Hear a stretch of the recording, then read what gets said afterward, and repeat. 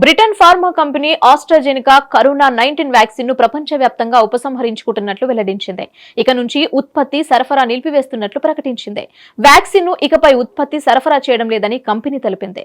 దుష్ప్రభావాల కారణంగా వ్యాక్సిన్ ను నిలిపివేయడం లేదని తెలిపింది. కేవలం వాణిజ్య కారణాల వల్లే వ్యాక్సిన్ ను మార్కెట్ల నుంచి తొలగిస్తున్నట్లు స్పష్టం చేసింది. మార్కెట్లో అనేక ఇతర అధునాతన వ్యాక్సిన్లు అందుబాటులో ఉన్నాయని, ఇవి వైరస్ తో పోరాడగలవని తెలిపింది. కాగా ఆస్ట్రాజెనికా 2020లో ఆక్స్ఫర్డ్ యూనివర్సిటీ సహకారంతో కరోనా వ్యాక్సిన్ ను రూపొందించింది. దాని ఫార్ములా ఆధారంగా భారత్లో సీరం ఇన్స్టిట్యూట్ కోవిషీల్డ్ అనే వ్యాక్సిన్ ను తయారు చేసింది. అయితే ఇది కొందరి విషయంలో దుష్ప్రభావాలను కలిగిస్తోందని కంపెనీ కూడా అంగీకరించింది. ఆ తర్వాత కంపెనీపై పలు విమర్శలు వచ్చాయి.